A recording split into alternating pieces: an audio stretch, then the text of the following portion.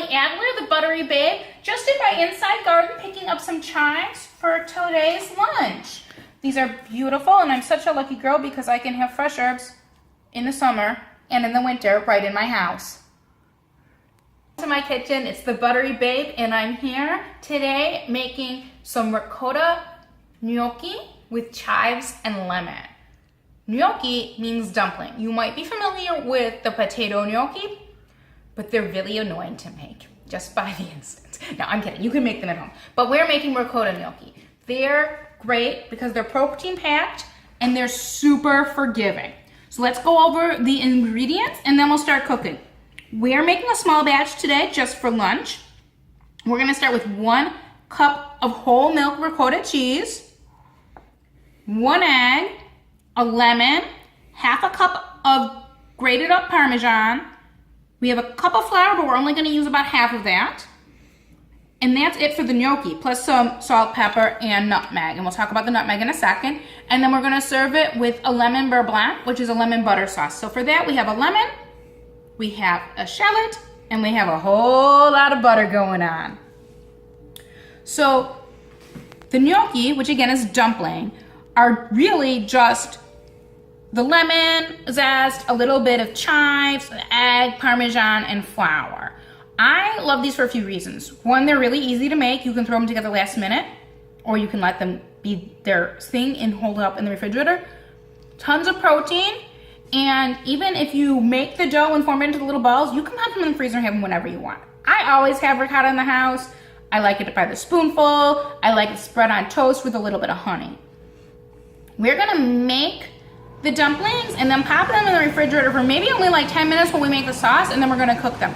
But they're really forgiving. They can hang out once they're made into the little balls for up to 3 days. So sometimes if I know we're going away like Friday night and Saturday night, I'll throw them together Friday morning and put them in the refrigerator, and they just hang out. And that way when we come back from our out of town trip and we're a little groggy and sad that we have to get back to real life, I can just simmer them up for dinner and we have nothing to worry about. So let's start cooking. Our 1 cup of ricotta, and that's whole milk. You can make it with the part skim, but please do not make it with the fat free. It won't taste right. It'll be really grainy and gritty. We're gonna generously season that with salt, and we're gonna give it a few cracks of black pepper from our trusty pepper mill.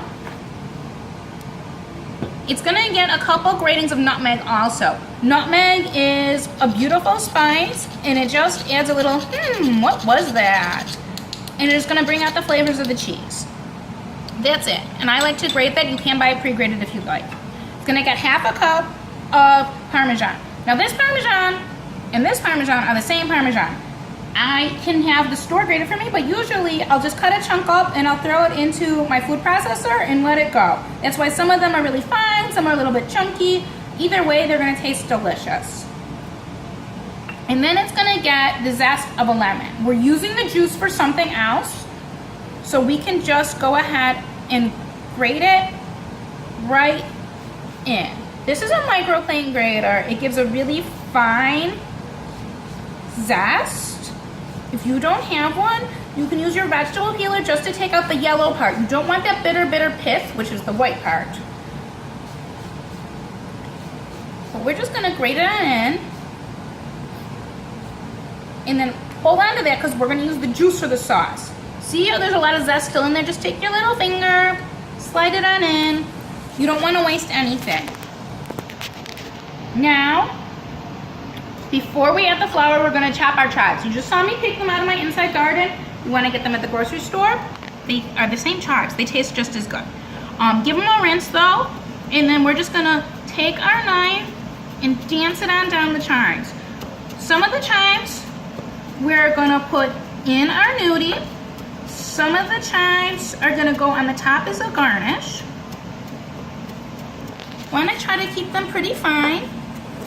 Curl your fingers under. You don't wanna lose any of them. I, of course, have no fears, you might have noticed, so I will stick my finger really close to the knife. I also chop things up for a living, so it's a different story altogether. These long ones we're gonna put right over there and save them for garnish. So now we're gonna take about half, 3/4 of the chives, and dump them right on in to the dough. And then in our little bowl, we'll just scoop up the extra ones and we'll still use them later. See how fresh and vibrant they are? It's gonna add such a nice flavor. So, our gnocchi, right now it's only part of the dough because we need the chives. So it's the 1 cup of whole milk ricotta, half a cup of Parmesan, salt, pepper, nutmeg, the lemon zest, and some chives. We're gonna add an egg. See the beautiful golden color? They're nice and fresh, that egg. And then we're gonna mix all this together before we add the flour. That way, we're not over mixing the flour. It doesn't have a chance to get tough on us. You don't even need to mix the egg into a separate bowl first, though you're more than welcome to. And just pop it on in. These are gonna be a really light, summery dish. I particularly like it actually when it's not summer, because when it's cold and dreary and a blizzard here in Chicago, I can make this dish and be like, one day it'll be warm again. So now we have the base of the batter. See how that's all mixed up, and you've got the pretty little flecks of green and yellow from our herbs and our lemon. So again, this is a cup of flour, but we're not gonna use it all. We're gonna put half of it in, and we'll save that other half, we'll save that other half for dusting our pan when we roll them out. And just gently, gently stir it in. Don't worry if you make your kitchen messy, you're gonna have to clean it anyway. Germs grow where we don't want them. So we clean the kitchen every day. So you've made a nice little dough. Get that all mixed together. See how beautiful it is? So pretty. Now we're gonna do the fun part. We're gonna play with our dough. So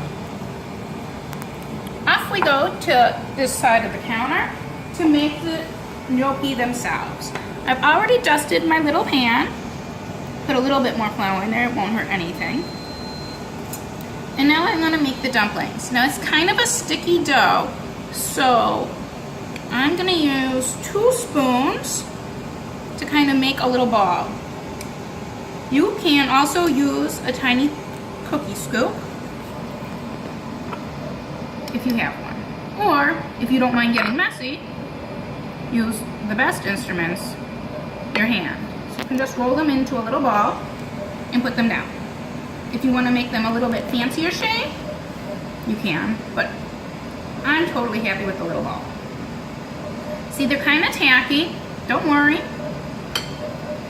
They're going to get a dusting of flour, and they're going to hang out in the refrigerator for a little bit because we want lunch now-ish. They're only going to hang out in the refrigerator for about half an hour to firm up. But again, they can hang out for up to 3 days. So I'm going to continue rolling out the ricotta gnocchi, and when they're all rolled out, we'll come on back and see how it looks.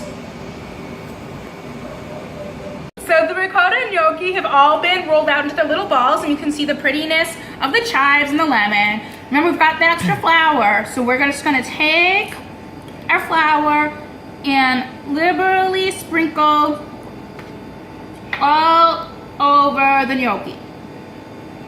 And even sprinkle, sprinkle, sprinkle. That's just gonna help them firm up a little bit.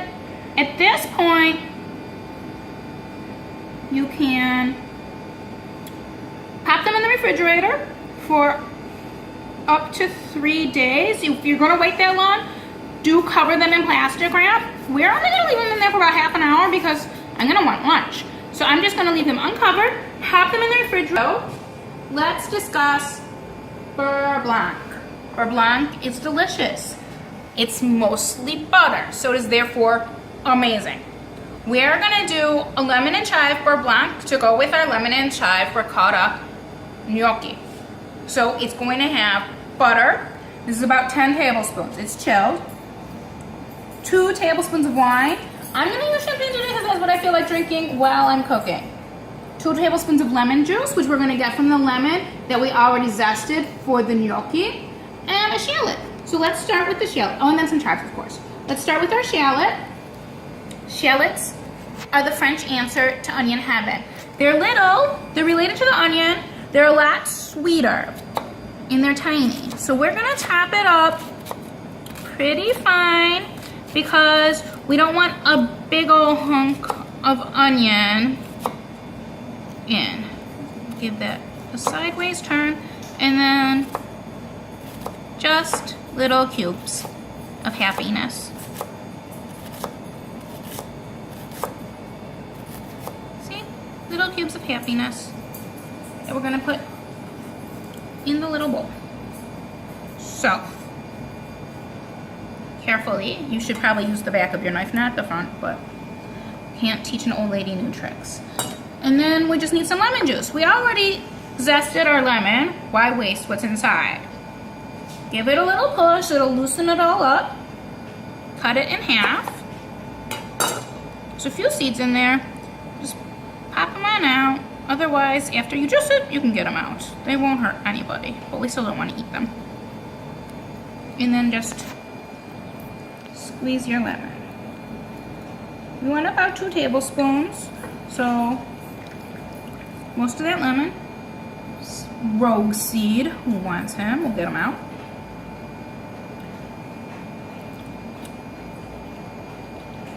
And that should do us. So, come on over to the other side. You have a burner. We're gonna put it on medium. And we're gonna start with 1, 2 tablespoons. You can use any white wine, or you can use a nice white vermouth. It'll be great in there. Again, I felt like champagne. So there we go. Delicioso. So, to our white wine, we're gonna put in our shallot. And then we're gonna put in our lemon juice. And this is gonna cook all the way down till the shallots are nice and soft and the liquid is almost gone. I'm gonna put in just 1 little cube of butter for right now to get it going. And then I'm gonna keep the rest of the butter away from the flame because I want it pretty cold when I add it in. That's gonna cook down. In the meantime, we're gonna put a fire under our gnocchi pot and season it nicely with salt. We didn't put any salt in the sauce yet because we're reducing that liquid and I don't want to reduce the salt and have it be extra salty because that won't be good. This is a shallow but wide pot, kind of like me. And we're doing that for a few reasons. One, we'll have better control of the gnocchi. We'll be able to see what they're doing. No one's gonna sink to the bottom, so there won't be like when you're going to do the dishes and there's this one rogue gnocchi and you're like, damn it, I could have eaten you. That won't be a problem. So just bring that on up. You wanna bring it up to a boil and then lower it down to... Welcome back to Buttery Babe. I'm Emily Adler and we're working on our lemon beurre blanc to go with our ricotta gnocchi. So if you turn back to the pan, remember we have the 2 tablespoons of white wine. We used some champagne today.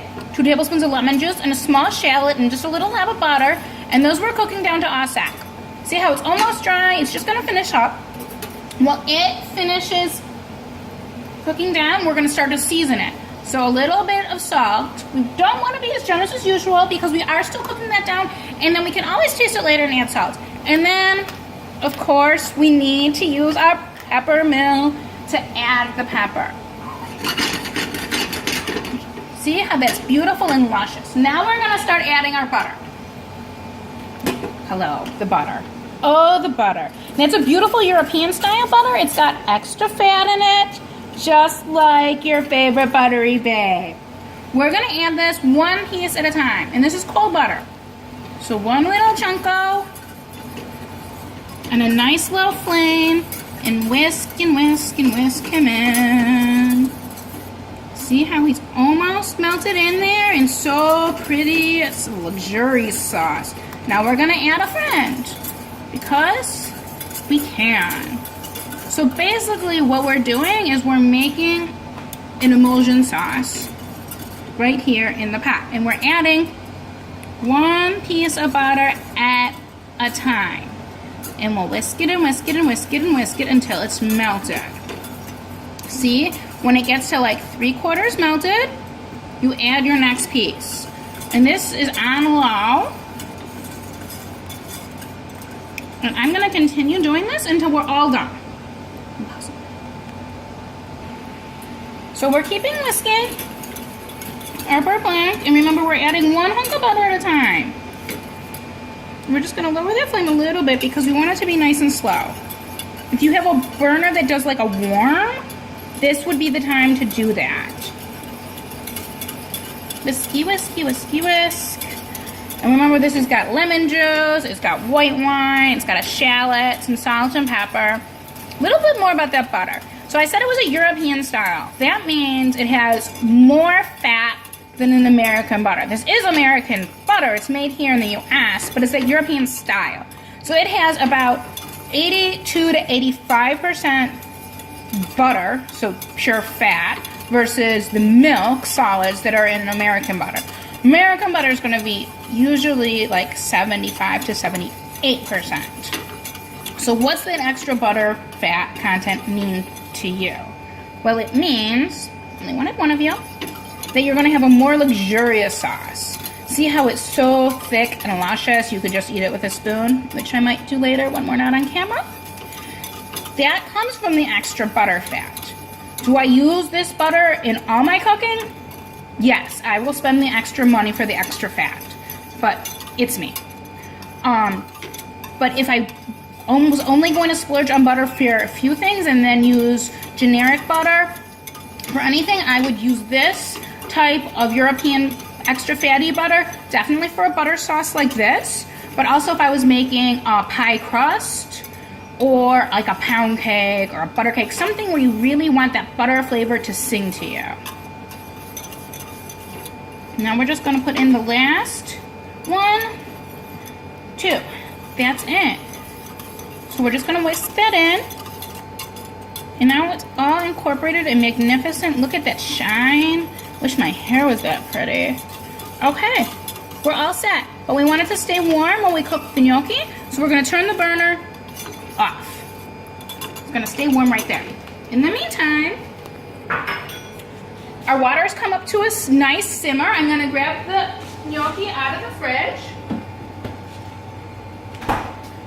And we're gonna start cooking. Now again, these are dusted in flour. You can knock the extra flour off if you want, but you don't have to. I drop them in one by one. If you're more comfortable putting them on a slotted spoon and then putting them in, then do that. Cooking is about making something delicious for yourself, for your friends, for your loved ones. You want to do what you feel comfortable with. If you're not comfortable with putting your hand into a pot of boiling water, then don't do it. But please, cook. So, the gnocchi, if you recall, they've got 1 cup. Regulate that burner because we don't see the nice beautiful simmer around the edges. We don't want them to come to a hard boil because they might dissolve. There's really not a lot holding them together. They're just little puffs of deliciousness. So those are gonna cook. They should take between 3 and 5 minutes. We're gonna watch them, see how we can see everybody in there. Nobody's escaping, no one's causing chaos, no one's plotting world turmoil. While they do their thing, I'm gonna have a sip of wine and then we're gonna bring it all together. I'm Emily Adler, the Buttery Babe, and we're just getting ready to take our ricotta gnocchi out of the pot. See how they've been cooking at a nice simmer, and now they're done. It's been about 4 minutes. And they've got the beautiful flecks of lemon and chive in there. I'm taking them out, I'm putting them on a plate with just a little bit of olive oil on the bottom so I can get them all out and we can plate it all together. You, of course, can take them out and put them right in your mouth or right into the sauce. But I want to do a little bit of a prettier presentation today because we can. Again, it's kind of dreary out and we wanted that nice sunny flavor with us, so we'll make everything pretty. Just fish them out, use your little slotted spoon, give them a drain. They're like little clouds of happiness right now.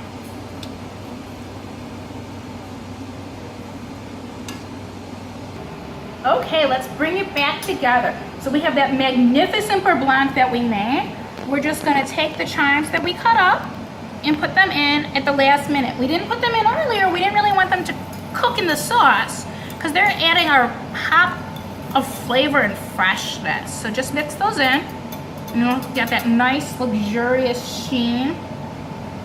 We're gonna take a little bit of the beurre blanc and put it at the bottom of the bowl. Just smear it around a little bit. Don't worry, we're not being stingy. We're gonna put more on the top. I just wanted a nice base of flavor right there.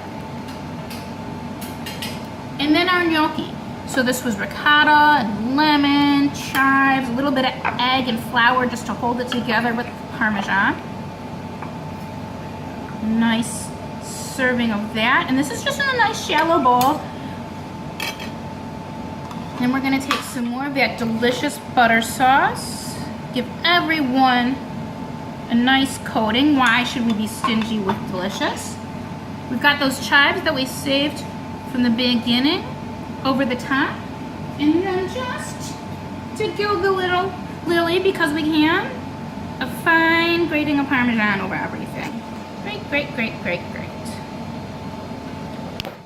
Isn't that beautiful? And we did it in a few minutes. It's ready when we are. It can hang out in the refrigerator before you boil it for 3 days. It can be made in a minute.